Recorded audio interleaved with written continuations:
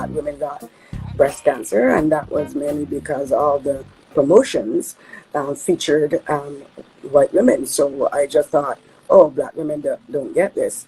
And then lo and behold, I was diagnosed with stage 3 advanced breast cancer. I thought after that I finished with the IV and the chemo that I was going to go home. I didn't know I had to take additional not over-the-counter, but prescription drugs. And I went, and it was quite expensive. And I thought to myself, okay, what do poor people do? How do women that look like me, that is less fortunate than I am, how do they make it? How do they find the money to pay for this prescription, take care of their families, cover all their finances? That must be so difficult for them. And then I was at home one morning feeling, terrible after chemotherapy treatment. Couldn't get off the bed. It was terrible. And I thought to myself, okay, I don't want any other woman that looks like me to have to go through this alone. So when I get better, I'm going to do something about this. That started the journey of me and the Olive Branch of Hope.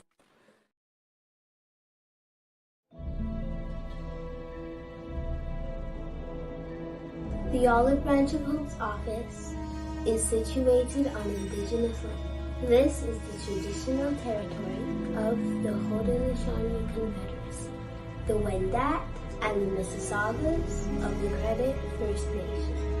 The Olive Branch of Hope gratefully acknowledges these Indigenous nations for their guardianship of this land. The Olive Branch of Hope also recognizes stolen people from across the world who have inhabited this land by force. Slavery prior to and including the transatlantic slave trade continuing through modern-day human trafficking have brought Indigenous people from across the globe to care for this land. We acknowledge the truth of our Canadian history and commit ourselves to reconciliation, knowledge, and careful intention. I invite you to take a moment of silence. Feel free to use this moment for prayer, memory of a loved one, or to set an intention for your engagement on this space.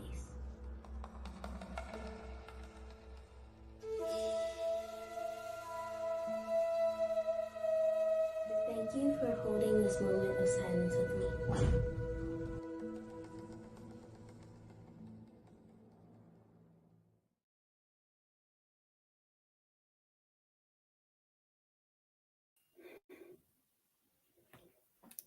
Well, hello there. Hey, sister. Thank you for joining us on our conversation today. I'm so excited as we continue with our 30 Days of HERstory campaign in support of the Olive Branch of Hope. Today is actually day 23. Now, before we jump in, I just want to share with you that we are here to let you and everyone know about the amazing work done by this organization, the Olive Branch of Hope. The Olive Branch of Hope, we refer to it as TOBOH, was started over 20 years ago, and it has been holding a sacred space for women of African ancestry as they journey through cancer treatment and thrive through life afterwards. Our founder, Ms. Leela Springer, she is a stalwart leader, and she's joined by her board members and volunteers in saying thank you to you for watching today and for watching every day for the 23 days that we have been doing this year. So we want to say thank you to you, our viewers all across the globe. We have viewers sometimes in the UK. We have viewers from various parts of the Caribbean, from Africa, North America, and you name it. So we really, really want to welcome you and say thank you for supporting the HERstory and the Olive Branch of Hope. And you now have a chance to quickly share this link with everyone that you know so that we can jump right into this conversation. I am so excited about having this conversation with our speaker. So we're going to be welcoming our speaker this evening, or my interviewee this evening, whose name is Repiyah Upiomoh. Welcome. Thank you. You're welcome. A special welcome to you tonight, my lovely sister. Thank I you. already feel the connection, the sisterhood connection. So, I really, really want to thank Yeah. you Yeah. for joining us here this evening, or it could be afternoon in some parts of the world. So, before we begin and get right into it, how about you take the time to tell us a little bit about yourself? Oh, greetings. I greet you all. I would like to introduce myself to you the way we will do it in our proper context in the village or within our indigenous context. I say again, Joao, thank you for the opportunity to be here. I am Repiyah Bonushulene, the daughter of Iyesumi, who is the daughter of Atiti Egbe, who is the daughter of Agbaowe, who is the daughter of Adigbiyoge, who is the daughter of Yaya. This is my destiny line from my mother's side. I come with you today with the gifts of business performers, successful traders, and farmers. And I want to say I thank my ancestors on this line for being who I am today. On my bloodline, my father's side, I am Repiyah Bonushulene, the daughter of Oshogoge, who is the son of Dirisu, who is the son of Upiomoh, who is the son of Okpo, that is the son of Ikbeha. On my father's bloodline, I come to you today with the gift of farming, of trading, of travel as well, and successful people in business taking after that. So these are those that have made me who I am today. I am a Merita, or you know it as African Indigenous educator, a heritage cultural consultant, an author and storyteller for children and families. And I would leave it there and proceed according to how your questions come. Wow. All right. Thank you. Thank you so much for that, for telling us a little bit more about yourself so we get to know a bit more about you, the person who is on stage right now. And I really, really want to say thank you. So I was trying to keep up with your lineage there as you were going through. You went through about, is it about 5 or 7? Yeah, so 6 and 7 on each side. So a total of 13, 14. Wow, wow, wow. That is huge. That's very huge. So you mentioned that you're from a village. Do you mind saying where exactly?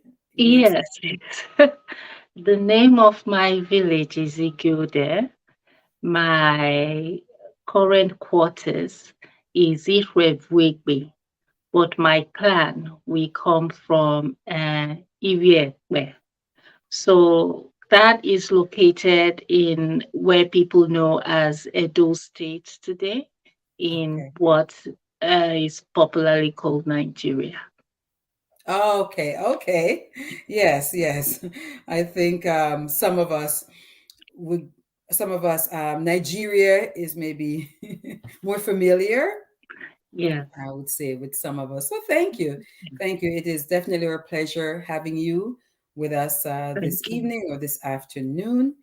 Now, let's go right into our main questions that we'll be focusing on. And the first topic is on the word vision. So, Repiyah, in your opinion, what is the importance of vision?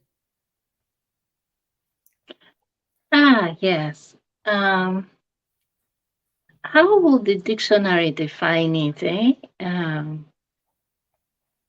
Vision literally will be related to sight or the ability to see. Correct? But in this sense, you're talking about beyond seeing, you're talking about knowing yourself, what you Yes. have come to do. Mm-hmm. You're talking about an ability to be able to say, the, it's not you saying what you believe, because anyone can believe anything. Yes. And this day we die for belief. We really give our life believing something we don't know. So when you talk about vision, it so happens that as an educator, um, within our cultural and ancestral jurisdiction, I help people find their vision. I help people find the knowledge of themselves in order to be able to say, this is my vision. Um, with the ability given to us by the Creator, we've been able to live our lives in such a way that we are not able to see the whole vision, but we can see vision in bits by bits. So, say, okay, this is the vision I have for this thing. All right, Right. this is the vision I have for this month. This is Mm-hmm. the vision I have for the year, right? Yeah. So, in that sense, we're very thankful. However, in focusing on that important concept of vision, Mm-hmm. you want to really ask yourself, what's the vision for my life? Do you know that? What is my vision for living? Why am I here? Who am I? Where am I coming from? What's my purpose? Where am I going? So again, I come in the context, so I live in the context of our tradition, of our culture.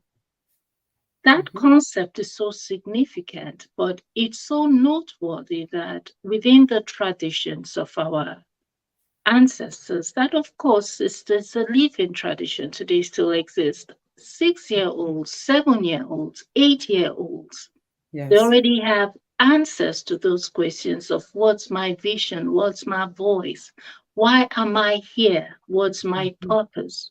They go through a certain form of um, indigenous education that grounds them in that knowledge of self. So that Wow. if a 7 year old, an 8 year old from the village or cultural context of Merita or Africa is able to say, this is who I am, the Right. Englishman call it vision, or this is what I'm here to do. We are in a situation today where a 70-year-old still wonders, why am I here? What's the purpose of Mm. life? Yes. So I bring forth that context to say this is how our ancestors see that question or the concept of vision Right. beyond the literary language of vision. Um, it's it's the importance of that, of who am I, what am I doing here, that Mm-hmm. is brought to life in the way they lived and still live within the indigenous society, where there was a sense of direction and knowledge of self as compared Mm. to, yeah. Absolutely. Thank you. And so, what age group do you begin to teach kids? Because you've mentioned, I guess you begin with kids, the younger kids. Is Mhm. there an age group that you start them at? Mhm. Yes, it's a good question. As an educator, I'm actually an educator for all. And in my businesses, we actually attend to all category of peoples. So we have education for elementary. Right. We ideally want to start teaching children from, we start molding them right away, right? So yes, we do have education for elementary.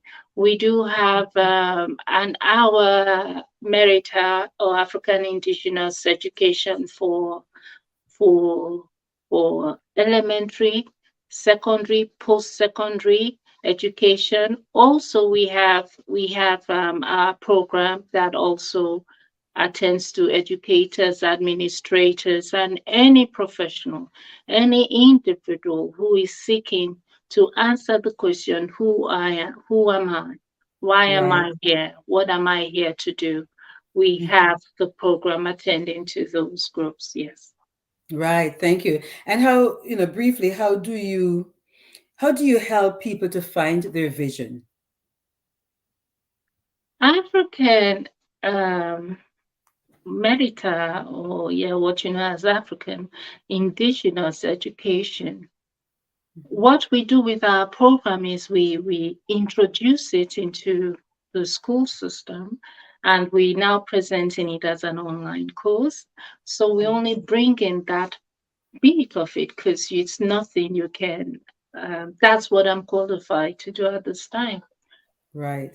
So by the nature of that education by itself, it is one that speaks to the spirit of the person, is one that's and spiritual education, or an education that speaks to the spirit of an individual, is one that helps them, connects them to what their soul remembers. It Wow. connects them to information they will never receive or get within the Western academia. So that's how we're able to, whoever is in the class, is it people of merit or African descent? Is it Chinese? Is it Pakistani? Is it India? Is it Right. Europeans? Everybody from that class benefits, because we have to remember, when you attend a program or when you have come to you, what happens is that um, you are able, we able, it's not about we take away that good feelings. Just 1 second, let me Okay. decline this.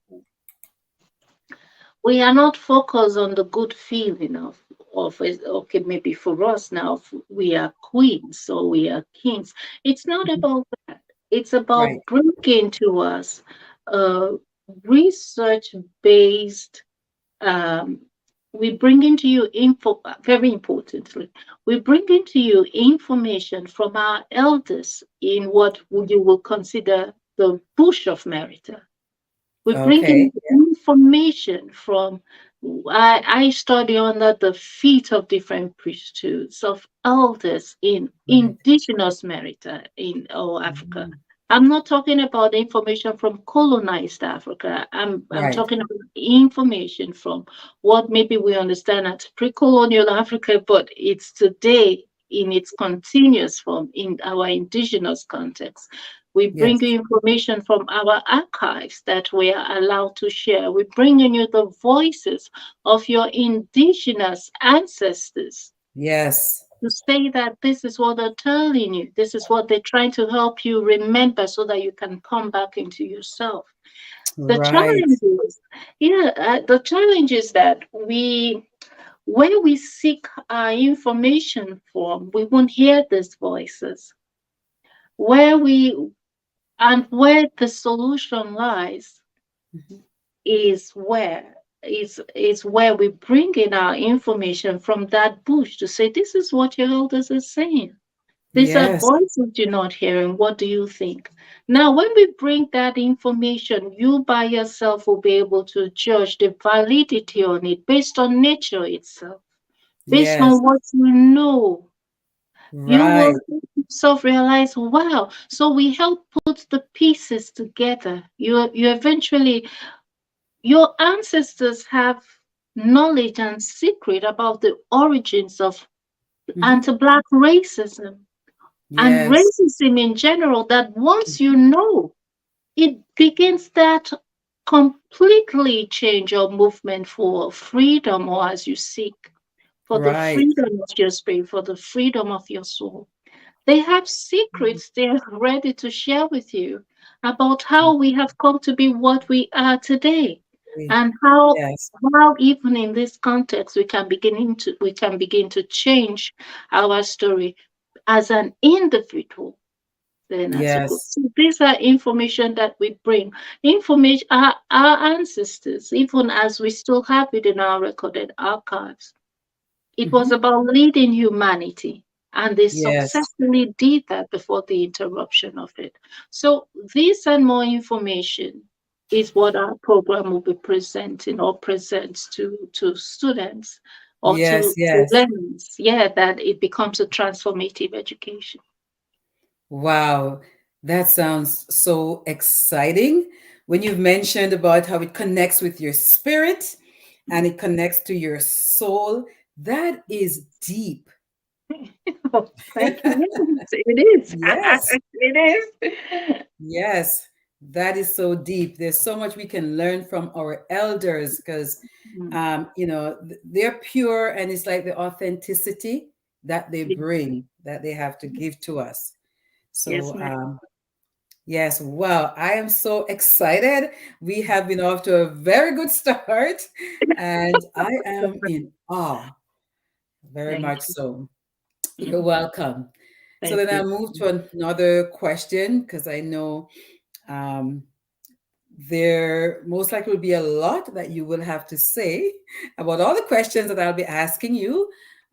So we'll take our time and go through them. So my next question to you is, has there ever been a time where you felt as though your voice was diminished or silenced?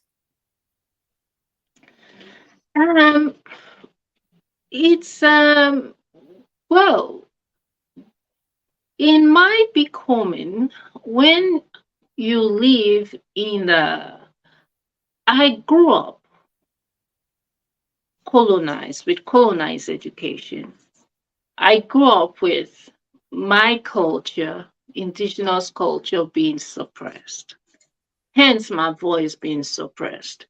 Mm, And there was a time in my life where I was experiencing what they call it, inferiority complex, so much so that even when you say I was beautiful, I'll begin to cry because until I attained that image of beauty that oh, has been portrayed to me, I felt like I was being mocked because oh, I needed my hair to be what the standard of beauty was being portrayed. I needed my skin to be that. I needed yes. to be that. So by nature, I had so much love for my culture, but I was conditioned to hate it, to hate myself, to hate my Mm, people, to be washed and washed in the blood. So I am so white as snow. wow. So that's what that did to me as a child that I never could voice out. But Mm, so even in my investment in everything that was foreign and taught me, I never could reconcile. It didn't make sense. The voice of my people were silenced. We told that we savages if we practice our traditions, if we practice what was natural and organic to us. So at that point, as a child and a young lady, was my voice silenced? I will say I know when I got into the university doing I had begun my second master's now in the university. I wanted to change the world. I wanted to, all those cliche things. Then I realized that the manufacturing of colonialization or colonialism that mhm, gives birth to the silencing of indigenous voices or yes. traditional voices actually is cooked up in the university. But what was beautiful and good was that I then embarked into a different kind of education now. Mama Mazama said, you cannot say you're educated when you don't know yourself. Oh, So you imagine that you have a PhD, you say you have all of these awards. yes. Oh, please, you all forgive me. Higher. Sorry. Ah, Okay. Okay. that In your interview, Teme, why not add one more in your interview? Yes. Okay. All right. So sorry about that. I will manage to keep on. This is my everyday life. Actually, within the as a traditional woman, you walk with your children anyway, right on there. Yes. So anyway, Understandable. thank you so much. I You're embarked welcome. on what you will call a different kind of education. And that education you will never get within the colonial walls of a university or whatever modern education we have today. However, I am thankful to our ancestors who had already left the information to those who really can look and see. Yes. So it was, I started valuing what our indigenous context, our traditional teachings. And this is what did it, for example. I give you an example. For example, Hmm. wow, new scientific discovery, the power of insects, protein, and all that. So when Yes. I get this information, I just came to Canada at the time. I said, really? Insects, new scientific discovery. I Hmm. remember as a child in the village when rain falls, we'll catch insects and we'll roast it and eat it. So delicious. And Right. this is new scientific discovery. I'm like, it's okay, it's my way of life. So all of a sudden, I'm coming from my hometown where Hmm. they're telling me that, or my village, or Nigeria, where they're telling me that my way of life is savage, is less than par, what is standard. And my way Hmm. of life is new scientific discovery for the West. So it raised some questions, and the questions it raises, okay, Hmm. man, I've been made to understand that you are the knowledge production of the world, that you are an Yes. advanced peoples or society. Okay, I was wondering that. Then the next thing, palm oil. Then the next thing, a lot of superfood, scientific discovery, new superfood. Right. Then it did it when this thing about alien and all of that. I never understood it for a long time until they say, yes, science have discovered. Yes, science can now confirm that we are not alone on Earth. So I Hmm. said, hey, I'm like, this is new discovery. For I'm trying to understand that. I live within a context where you live daily with you live knowing that you live with other beings. Well, they call it UFO here, or they call it something. You Yes. live with other beings. You know how Hmm. many beings live in the air, live in the water, live in the, you know how, so, and All around. you interact with these beings all the time, depending. Of course, you need a level of knowledge that will help you do that and all of that. Right. But this was real scientific, new scientific discovery to them. So, Right. oh, goodness. So anyway, so those were the things that informed me to realize that perhaps there is more value in my culture than I think. So I Right. started getting my education within my own cultural context rather Mhm. than another person's. Yeah. That's right. Uh, Yes. Yes. We mhm. have to know our own Please go story, ahead. be able to Mhm. write our story. We have to know our heritage. We cannot rely on Mhm. another race or another culture to write our heritage for us, right? So that's Yes, where exactly. our elders come in. That's where the indigenous education comes in. And lo and behold, it amazes me that it has taken maybe the majority of the world so many years to realize the importance and to realize that everyone needs to be made aware of indigenous education or African history, Mhm. right? African Mm. history, because when we were going to school, we're reading books that were written by non Africans, right? Non colored people. Mm-hmm. right? So we were led to believe everything that we were reading about other races without even knowing our true self and what we have within us, what we have as a people, as a race, right?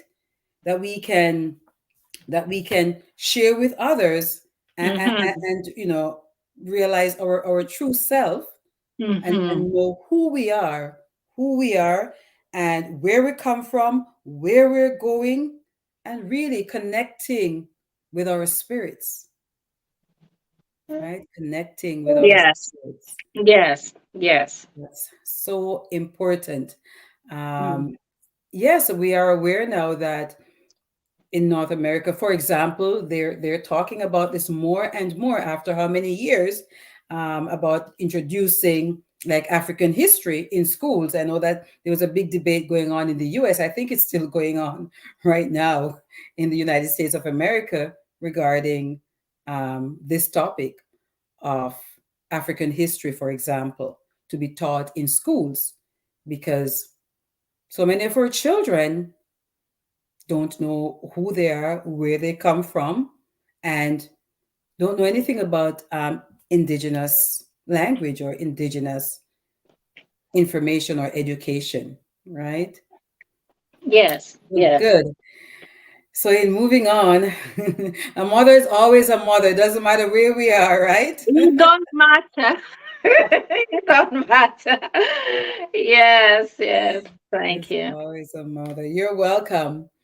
So, we'll move to our next question, which is, how does the idea of writing your own version of your own story and taking control of the narrative make you feel? So this now is version. So we did the vision, we've talked about your voice being silenced Mhm. or knowing our Mhm. voice, and now we're moving into version. Yes, yes. Thank you so much. There's our people, they say that the story is even older than the history. At the end of the day, even the storyteller will go, the story will remain. Yes. Within our indigenous context, we welcome the different version of the same story. So that's why I think of it before foreign before we had encounters with the foreign other foreign contexts. Think of it. Um, Mhm. Perhaps you're more familiar with the word pagan. They say we are pagans, and so Mhm. we have our spirituality has no. Your spirituality is dependent on your clan, on your lineage, because that it has to do with what is in your blood, what is in your destiny, right? So Mhm. even though you'll say, okay, we pagan, we have so many divinities or deities and all of that, Right. but there was never a time that you will say, oh, you can say these people had what they call any form of war, holy war, religious war. There Mhm. was none of that thing ever existed. Yes. Because within our indigenous context, we do acknowledge the different versions of the same theme. And they are welcome. Different stories of the same or different version of the same stories is welcome because it aligns with nature Yes. as long as it's told and held responsibly. It is as such. I'll give you an example when within our indigenous context where we're able to live harmoniously well with Yes. with our stories, even though they would look and sound different. So imagine that um, the ancestors forbid. I'm just using this now. An accident happens here, right? Mhm. An accident happened here. You, my sister, you standing there at the top. I'm standing, say, at the other top. Another person is standing at the other corner. Another person at the other corner. Right. So what you will see is that you at the top you are looking at it with a different eye. What you're seeing at the top, you are not seeing as the other person standing opposite you. Yes, that's so true. Exactly. Me standing there, what I'm seeing, you're not seeing it. Mm-hmm. You're not seeing it. So in having your story, we then exercise patience and diligence and truthfulness now in communicating our perception, our limited perception of the Mm-hmm. same event, then it now accumulates together. So anyway, so coming from my own, coming from this context, being able to, for us to be able as a people, as humans, to truthfully tell our story will make a difference when that story speaks to the spirit of who we are. Yes, It's not about absolutely. I'm feeling this, I'm feeling that. We have to recognize that we are submissive to a force greater than us, without which we wouldn't be here. Absolutely. And it's to Absolutely. that force, however way we are portraying the tale of our story, it has to honor who we Mhm. are, our integrity, and the nature of where we come from. Absolutely. Yes, here, here. Definitely. I do like that analogy that you've given Mhm, with the accident, because it is so true. When we come together and we can put the pieces together. I'm almost seeing this like a puzzle, that there are different mhm. pieces of the puzzle, but when it comes together, Mhm. it brings harmony, it brings Yeah. joy, it brings beauty, it brings Mhm, peace, mhm. right? When it Yeah. all Yeah. comes together. And Mhm. if we all were practicing this throughout the world would have been a better place, a nicer place for us all to thrive in. Yes, but Right? remember, for almost 200 years, that's the world we lived in.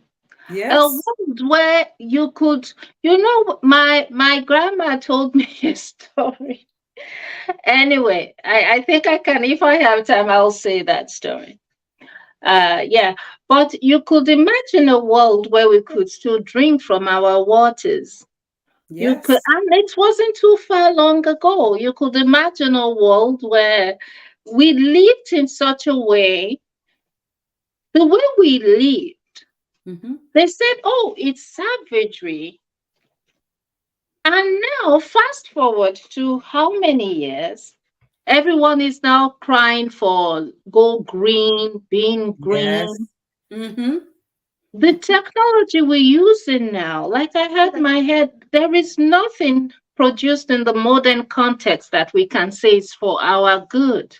Nothing you can really think of to tell me now that Hmm. does not have a destructive end. Yes. Yes. So, so it's an invitation, but again, there is the trap. So it's an invitation for us to really start questioning, how can we do differently? They Hmm. say to us, this is the new world. Hmm. It means that there was an old world before, and that Before. old world, and now you realize that how can you keep up? Even I tried at one time, say, oh, let me go with the flow. It takes a whole lot, because what was blue yesterday is now black today. Yes. They say this Yes. is white today. Before you know it, they say, oh, it is it is now green. So That is so true. so That is so so so in educating oneself, to be knowledgeable, you have to choose really education. The meaning of education is the ability for you to for you to transfer culture from one generation to the other. to the other. Yes. So you then have to ask yourself the question, when you take your child, or when we take our child to the school system, and we all complain to say they're not being educated. Hmm. If education is to pass culture from one generation to the other, Right. teacher, does she know your culture to pass on across? Hmm. Then where do we then start as a people to say that let's Yes. start educating our children? So That's why it seems as though a lot is happening, as Nana Professor Dave will say, but nothing seems to have changed. If you think of the technology, the headphone you have in your head, try put the phone in your head, try wear it, put it long enough. You will see the damage it's causing. And I'll just Yes, use that as an example. We yes. have telephones everywhere, and yet we have the poorest form of communication in history. We don't even know Mm, how to talk with each other anymore. But there that's was true. a time when we communicated so effectively with each other Yes. before the mill, before the culture, before nature has been destroyed for us to be able to mill things and post things. We Mm-hmm. had a way we always posted things. We had a way we always communicated. We had a way we ate. We had a way we lived, and we lived well. Yes, we did. We lived well without the. I see the first time I heard about the olive branch and their work. I Mm-hmm. I was so grateful to them, but I felt a sadness in my heart because there was a time when, even in 2010, 11, I didn't even know what diabetes was, and now cancer. And now our women have to go through what they're going through now with the cancer, breast cancer. And Yes. now everyone has to now. Um, I remember in 2015, I was asking what, no, in 2012, because I just came 2012, yeah. I was still trying to understand what cancer was Mm, because it's not prevalent where I'm coming from. But now everyone is changing their food habits, genetics are passing it on and on and on as a result right. of all that. So it's a way of me encouraging us to question what we've been exposed to, and Mm-hmm. inviting us to say that there was a time this wasn't really the case. So what really have we changed, and what can we go back to? Hence the That's world right. that was before, That's when we right. didn't have all of this. Yes. Yes, yes. Because we know the food that we were accustomed to eating years ago, for some of us who are from different parts of the world, not from North America, for example. Our food was pure. It was, a lot of us had, we would Mhm. plant in our backyards at home. We plant our Yes. vegetables, and so you just go and you get your fresh vegetables. You go to Yes. the tree and Yes. you pick your fruit. So everything was so much more pure. But nowadays, I don't know if it's because of our population, a lot of what's called GMO, genetically modified foods. That's what we're Mm. putting into our bodies. Yes. Yes. Right. So Yes. hence, as you've mentioned, when we were maybe younger, maybe I'm aging myself here, but I never heard so much about cancer when I was a little girl growing up. I hardly even knew of Exactly. Yeah. anyone in my area where I'm from dying Yeah. from cancer.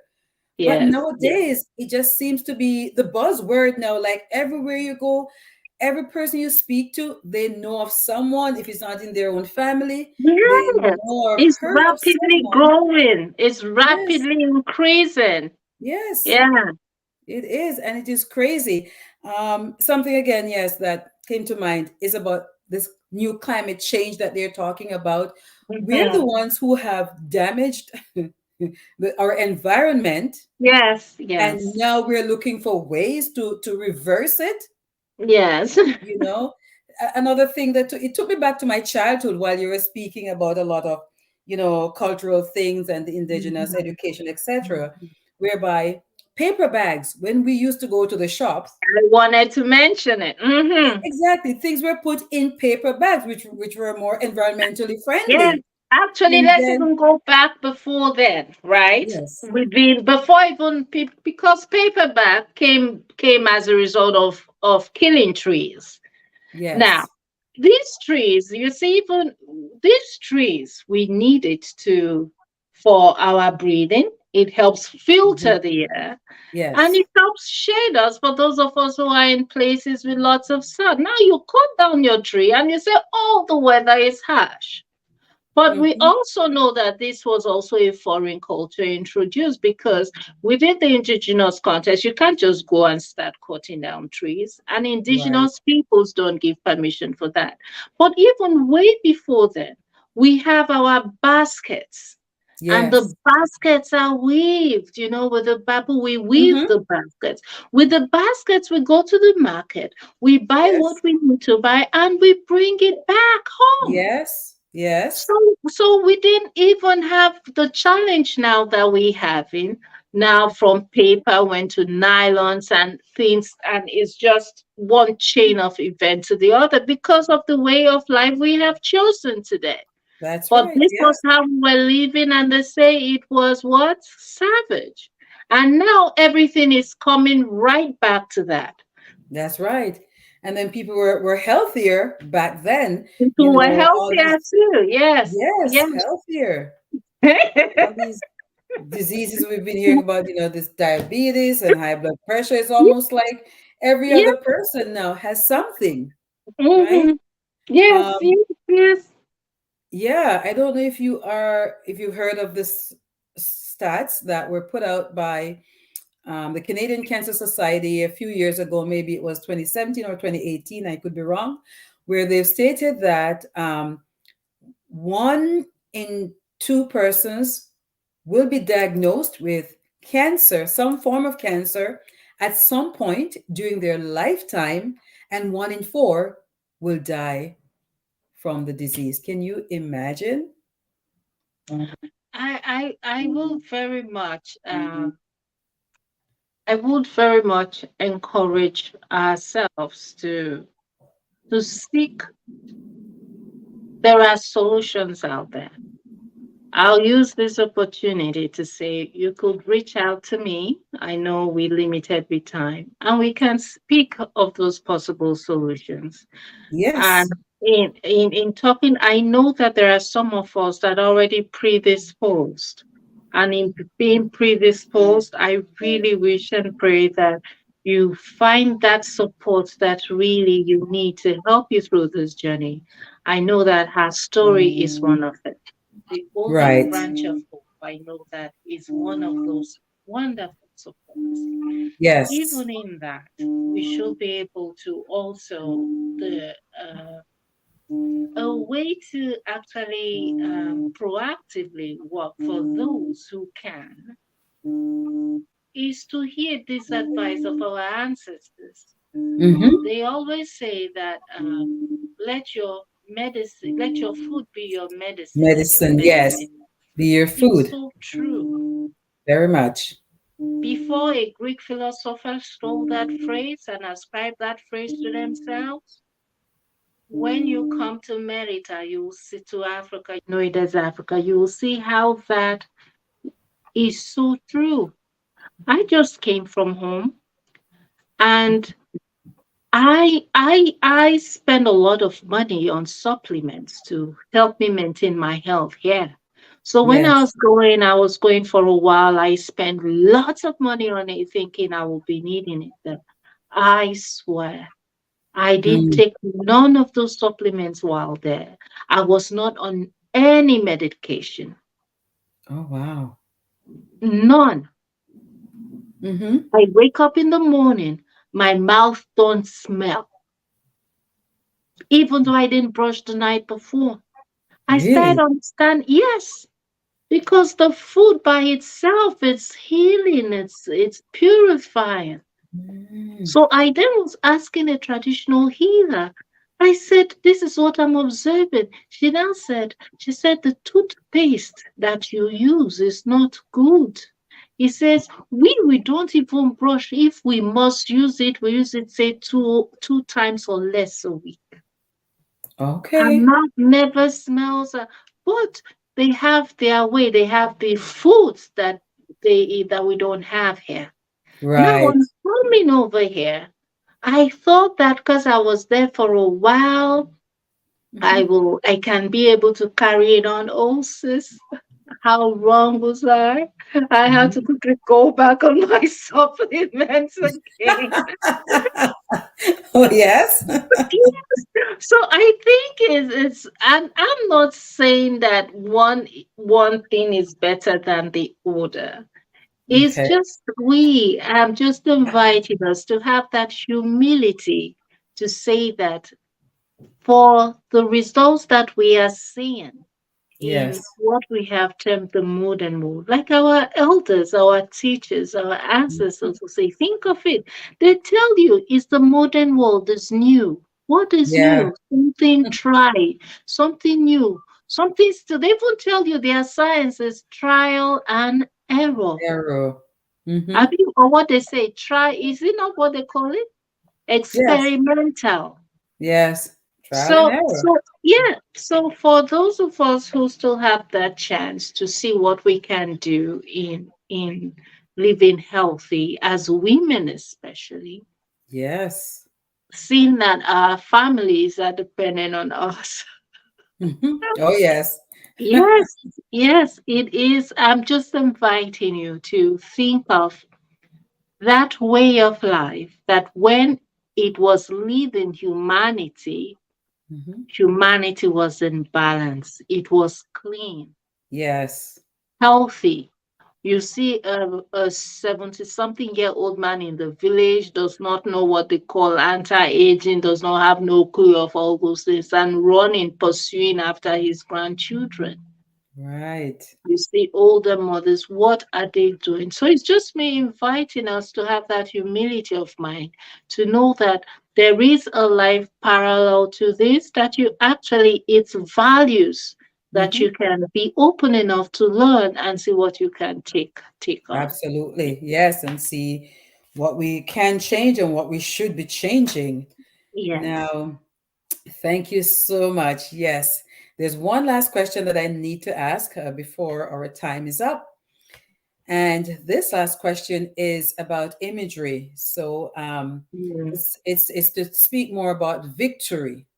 What is the imagery in your mind when you hear the term victory or victory? Some say victory, some say victory, same Mm. thing. What's the imagery that comes to your mind when you hear that word? Thank you. Coming from my context, true victory is when you know who you are. True victory is when you can say, I know why I came in this reincarnation. I know what my destiny is for me to achieve. Yes. Then you focus on achieving your destiny. My people say, Onagbona akio, emi mawari adu aki mage ayihu. This Okay. life is a marketplace. You come to buy to sell your market Mm, or buys whatever you need to buy, you buy as you sell it. And right. when you're done, you go back home. Home is where our spirit belongs. Our spirit is very, very, very old. And it has a goal for which it agreed to be here for this very short time to Mhm. achieve what it's come to achieve. That's right. That's why you need a form of education that will help you remember what you've contracted to come here to achieve so that you can do your work and return home with integrity and you're able to say to your creator, to your ancestors, I did what I've come to do. So Yes. that becomes victory. Mm, And that is why when you hear your culture say you live for the next 7 generation, it's because you know that you will come back. So then you come, you do your contribution. You share your gift as you should, so that when right. you come back to meet a good world waiting for you. So Wow. yes, Yes, yes, that is so true. that's it. Wow. We all, I always say this, and it's something I believe in. We Mm. are were created for a specific purpose, and our Creator knows the purpose He has for each and every one of us who is on planet Earth, right? Yeah, yes. And one of these days, when He thinks that we have fulfilled that purpose for which we were created, He says it's time to come home. It's time to come home. So it's for us to walk in our purpose, speak our truth, you know, declare um, positive things over our lives daily, daily affirmations, so that at the end of the day, we can say yes, or our creator can say to us, well done, good and faithful servant. You did what I had intended for you to do. And this is Yes. taking us down to the last 5 minutes of our time together. But I must say, Repiyah, it was such a pleasure having this conversation with you this evening. You have enlightened us a lot on us knowing who we are, knowing where we came from or where we're coming from and where we are going. And the best way to know how or to learn how is through Indigenous education. Yes. Yes. And what I represent is Merita African Indigenous Education. We are Yes, available, our programs are available in the school system. It is also coming online so that individuals can, they've been asking me for it. So it's coming soon online so individuals can seek it out. It's a yes, week program, 2.5 hours a day. We do have the story marital wisdom that's focused on using traditional oral storytelling as a way of education for our children as well and families. So right. we do beyond what I'm saying now, but for now, for the purpose of time, I'll Mhm. leave it there. And please feel free to reach out to me to know more about how we can serve you.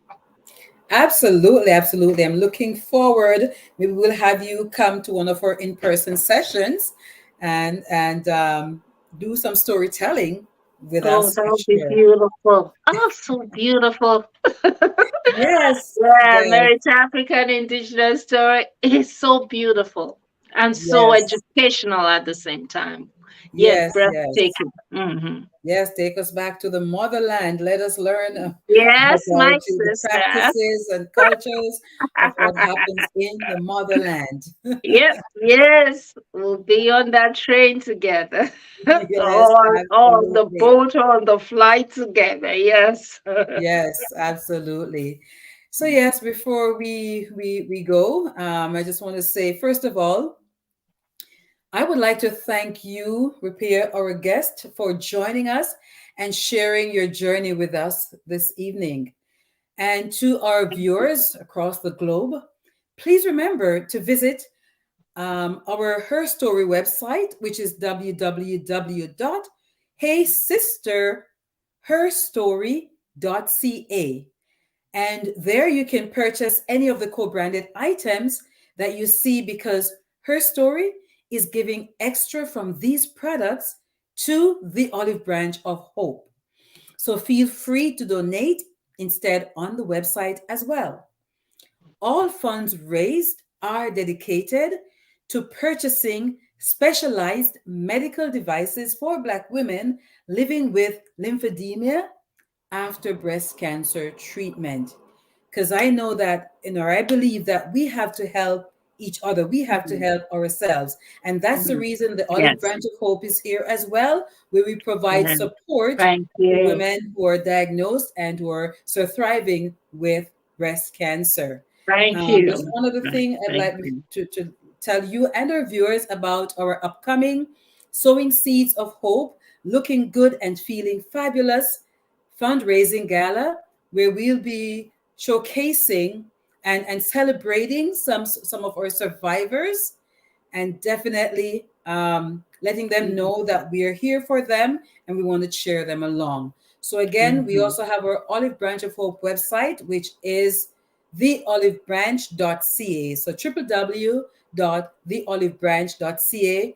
Please feel free to visit and read about all the great things that the Olive Branch of Hope is doing within our community to help our sisters. So once Yes. again, thank you. Thank you all for watching. And thank you, my sister, Repiyah. It's my Yeah. pleasure having you. Thank you, ma'am. Thank you for having me. And thanks to the Olive Branch of Hope. You're very welcome. Yes. First of all, I always thought that breast cancer was a white woman's disease. I didn't know that black women got breast cancer, and that was mainly because all the promotions featured white women. So I just thought, oh, black women don't get this. And then, lo and behold, I was diagnosed with stage 3 advanced breast cancer. I thought after that I finished with the IV and the chemo that I was going to go home. I didn't know I had to take additional over-the-counter, not over-the-counter, but prescription drugs. And I went, and it was quite expensive. And I thought to myself, okay, what do poor people do? How do women that look like me, that is less fortunate than I am, how do they make it? How do they find the money to pay for this prescription, take care of their families, cover all their finances? That must be so difficult for them. And then I was at home one morning feeling, terrible after chemotherapy treatment. Couldn't get off the bed. It was terrible. And I thought to myself, okay, I don't want any other woman that looks like me to have to go through this alone. So when I get better, I'm going to do something about this. That started the journey of me and the Olive Branch of Hope.